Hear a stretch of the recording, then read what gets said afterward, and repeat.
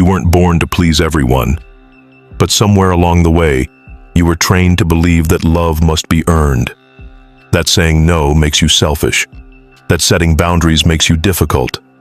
So you shrink, you accommodate, you shapeshift, you try to be agreeable, likable, non-threatening, and it works, for a while. But then comes the exhaustion, the quiet resentment, the sense that your life isn't really yours anymore. Because when you spend your energy pleasing others, you end up betraying the one person you can't afford to lose, yourself. The Stoics didn't live for approval. They lived by principle. Seneca said, "If you want to be loved, love yourself first." That's not ego, that's order. This video isn't about rebellion, it's about alignment. It's about replacing the addiction to external validation with internal integrity. You're not here to entertain, you're here to lead. And leadership starts with this: stop people-pleasing and start honoring your standards. Welcome to Stoic Boundaries. People-pleasing doesn't start out toxic. It starts with survival. As a child, you learn to read the room, to be helpful, to stay quiet, to not make waves. Somewhere along the way, being good became being invisible. You got praised for being easy, for not complaining, for putting others first. And it felt safe. But over time, that safety turns into a prison. Because now, you're a grown adult still afraid to disappoint people who don't even respect your limits. You say yes when you mean no. You go along just to keep peace. And peace, in this case, means your silence. The Stoics taught the opposite. They didn't mold themselves to be liked. They shaped themselves to be right, with their values. Epictetus said, "Freedom is the only worthy goal in life."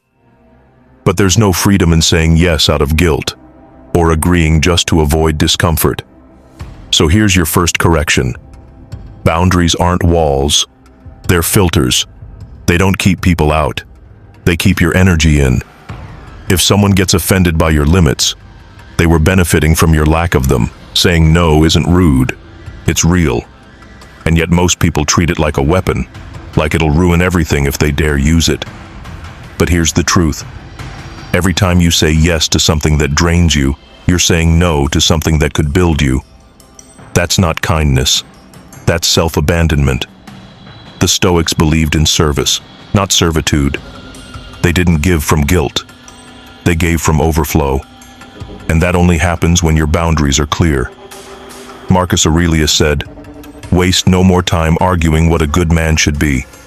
Be one." That includes being the kind of man who respects his own capacity, who doesn't let guilt run his calendar, who knows that saying no isn't selfish, it's strategic. Because every yes has a cost: time, energy, focus. You don't just give up a task, you give up a part of your presence. And if you keep doing that out of fear of letting others down, eventually, you'll become the one most let down by yourself. The most confident people you know, they don't say yes more often. They just say yes more honestly. Silence isn't always peace. Sometimes it's surrender. When you stop speaking your needs because it's not worth the argument. When you let things slide just to avoid being too much. When you smile through resentment because it feels safer than being honest. That's not peace. That's internal erosion. The Stoics weren't loud, but they weren't soft either. They practiced measured assertion, clarity without chaos. Epictetus didn't scream to set boundaries. He simply knew what was within his control and acted accordingly. And here's what's in your control: your voice, your choices, your energy. Not their comfort, not their approval, not their reaction to your truth. If people are only comfortable with you when you're agreeable, that's not love, that's management. And managing everyone's emotions is the fastest way to lose control over your own. Healthy relationships don't require your silence, they respect your voice.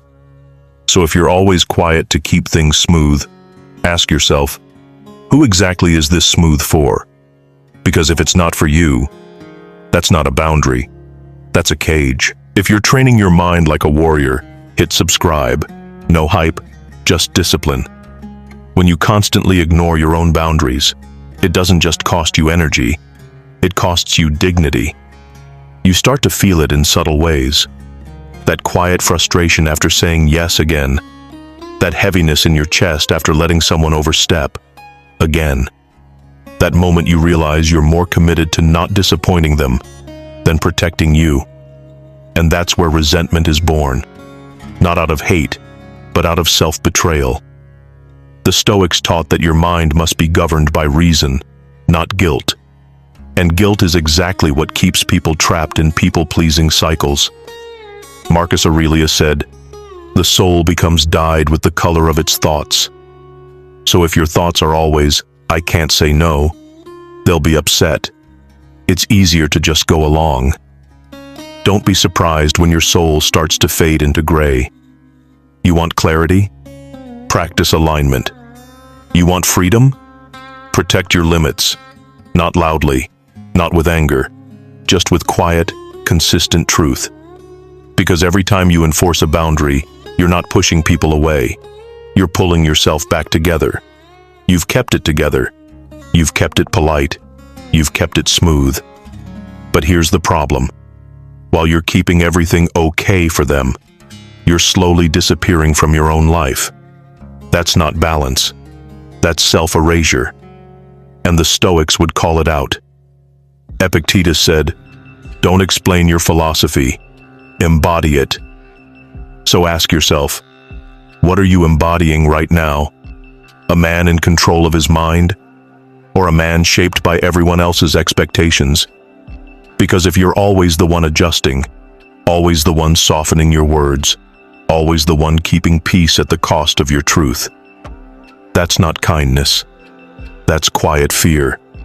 Fear of being disliked. Fear of disappointing. Fear of choosing yourself and watching someone else walk away.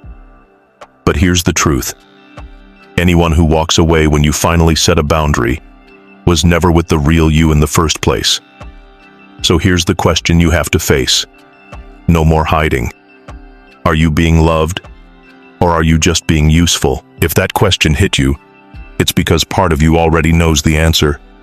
And no, you don't need to burn every bridge. You don't need to scream, block, or cut people off to reclaim your space. You just need to return to yourself. To remember that your time is valuable, that your energy is not unlimited, that your silence is not free. The Stoics didn't teach rebellion, they taught ownership of your thoughts, your actions, your standards. And when you start honoring those standards, things shift. You stop answering out of obligation. You stop smiling through disrespect. You stop explaining your no, not out of ego, out of clarity. Because once you understand that people-pleasing is just fear in disguise, you stop negotiating with your own needs. You start filtering who gets access, not based on guilt, but based on whether they respect the version of you that respects himself. Not everyone deserves your yes, and the ones who only love you when you're convenient, they were never loving you. They were using you. You weren't born to be agreeable. You were born to be whole. And sometimes, that means people won't like you. Sometimes, it means they'll leave. But losing people isn't the real loss. Losing yourself trying to keep them? That's the one that costs the most. The Stoics didn't chase comfort. They chased alignment. And alignment means this. You don't say yes when your gut says no. You don't stay quiet just to make others comfortable. You don't call it love if it requires your self-betrayal. So stop bending. Stop shrinking.